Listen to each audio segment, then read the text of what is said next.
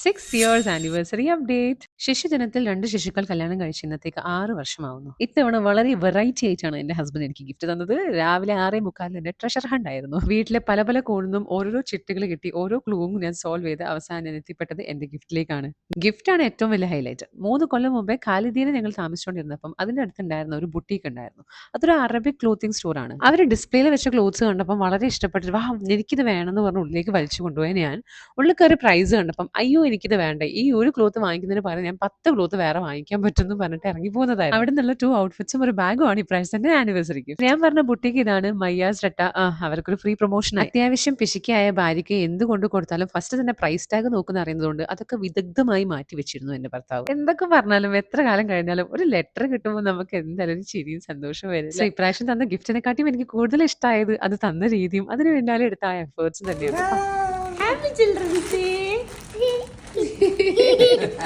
Children's day ആയതുകൊണ്ട് തന്നെ ജയക്കുട്ടിക്ക് 2 gift കൊടുക്കാനും ഞങ്ങൾ മറന്നു. ഇന്ന് ഫ്രൈഡേ ആയതുകൊണ്ട് മാപ്പിള ഓഫീസിലേക്ക് പോവാണ്. ഉച്ചയാവുമ്പത്തേക്ക് എത്തും. രാവിലെ എനിക്കൊരു ഗിഫ്റ്റ് വന്നപ്പോൾ തിരിച്ചു വല്ല ഗിഫ്റ്റും എന്റെ ഭർത്താവ് എന്തായാലും പ്രതീക്ഷ ഉണ്ടാവും. പക്ഷേ എന്റെ യഥാർത്ഥ പ്ലാനിങ് ഉച്ചക്കാണല്ലോ തുടങ്ങുന്നത്. മൂപ്പര് രാവിലെ ഓഫീസിലേക്ക് ഇറങ്ങിയതിന്റെ പിന്നാലെ ഞങ്ങളും 2 ഔട്ട്ഫിറ്റ് ഞാൻ മൂപ്പർക്ക് വാങ്ങിച്ചു വെച്ചിട്ടുണ്ടെങ്കിലും ഒരു കേക്ക് സംഘടിപ്പിക്കാനുള്ള യാത്രയിലാണ് ഞങ്ങൾ പോകുന്നത്. ഓഫീസിലേക്ക് ഇറങ്ങുന്നതിന് മുന്നേ എന്നോട് ഒരു കാര്യം കൂടി പറഞ്ഞിരുന്നു, ഇന്ന് നമുക്കൊരു വൈന് വാങ്ങിക്കാം. അപ്പൊ ഞാൻ കരുതി അതുകൂടി വാങ്ങിച്ചിട്ട് പോവാം. ഇത്തരം സന്ദർഭത്തിലാണ് സിറ്റിയിൽ താമസിക്കുന്ന ഗുണം മനസ്സിലാവുക. എല്ലാം തൊട്ടടുത്ത് തന്നെ. ഞങ്ങളുടെ ലൈഫിലെ എല്ലാ നല്ല ഒക്കേഷനിലും പാട്ടായിരിക്കുന്ന അൽഖയാം തന്നെയാണ് ഈ പ്രാവശ്യത്തെ കേക്ക് ഞങ്ങൾ വാങ്ങിച്ചത്. വാങ്ങിച്ചു കൂട്ടിയ സാധനങ്ങളൊക്കെ ഇനി നേരെ വീട്ടിൽ കൊണ്ടുപോയി ഡെക്കറേറ്റ് ചെയ്ത് വെക്കണം.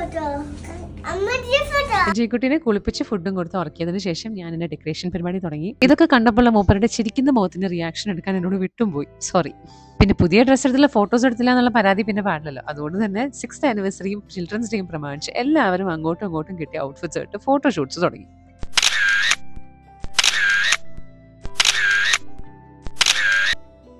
രാവിലെ ഞാനും മോളും ഒരുമിച്ച് വാങ്ങിച്ച കേക്ക് ആയതുകൊണ്ട് തന്നെ അവൾക്ക് നല്ല ഓർമ്മയുണ്ടായിരുന്നു കേക്ക് മുറിക്കണം എന്നുള്ളത്. സത്യം പറഞ്ഞാൽ ഞങ്ങൾ അവൾ ഉറങ്ങുന്ന സമയത്ത് തന്നെ കുറച്ച് കഴിച്ചിട്ടുണ്ടായിരുന്നു. എന്നാലും അവളെ ബോധിപ്പിക്കാൻ വേണ്ടിയിട്ട് വീണ്ടും ഒരു കേക്ക് കട്ടിംഗ് ആണ് നിങ്ങളിപ്പോൾ കാണുന്നത്. അങ്ങനെ കേക്ക് മുറി പരിപാടികൾക്ക് ശേഷം ഞങ്ങൾ അബുദാബിയിലുള്ള ഗലേറിയ മോളിലേക്കാണ് പോയത്. ഓരോ തവണ പ്ലാൻ ഇട്ടിട്ടുണ്ടെങ്കിലും ഇതുവരെയായിട്ടും ഇതിന്റെ ഉള്ളിൽ കയറി ഞങ്ങൾക്ക് ഫുഡ് കഴിക്കാൻ പറ്റിയിട്ടില്ല. വേറെ ഇതുമല്ല, ചീസ് കേക്ക് ഫാക്ടറിയിലേക്കാണ് ഞങ്ങൾ പോയത്. അവരുടെ മെനു കണ്ട് ഒന്നും മനസ്സിലാവാത്ത ഞാൻ അപ്പുറത്തിരിക്കുന്നവരുടെ ടേബിളിൽ നോക്കി ആ ഫുഡാണ് ഓർഡർ ചെയ്തത്. എല്ലാം ഒരു ചീസ് മയമായിരുന്നു. എന്തായാലും ഫുള്ള് കഴിക്കാൻ ഞങ്ങൾക്ക് പറ്റാത്തതുകൊണ്ട് ബാക്കിയൊക്കെ എടുത്ത് പാർസൽ ചെയ്ത് പോയി. അതിനുശേഷം ജയക്കുട്ടിക്ക് സാറയിൽ കയറി ഷോപ്പിംഗ് ചെയ്യണമെന്ന് പറഞ്ഞിട്ടുണ്ടായിരുന്നു. പക്ഷേ ഞങ്ങൾ സമ്മതിച്ചില്ല. സോ ബേസിക്കലി ഈ വീഡിയോ കാണുമ്പോൾ നിങ്ങൾ ചിലതെങ്കിലും ആയിരിക്കും എന്ത് നല്ല ഫാമിലി, എന്ത് നല്ല കപ്പിൾസ്.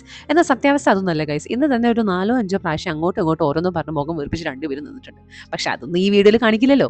എങ്ങനെ അതല്ലേ അതിന്റെ രീതി. അപ്പൊ ആരും കണ്ടുവെക്കല്ലേ എന്ന് അഭ്യർത്ഥിച്ചുകൊണ്ട് ഈ വീഡിയോ ഞാൻ അവസാനിപ്പിക്കുന്നത്. അപ്പൊ ടാറ്റ ബൈ ബൈ.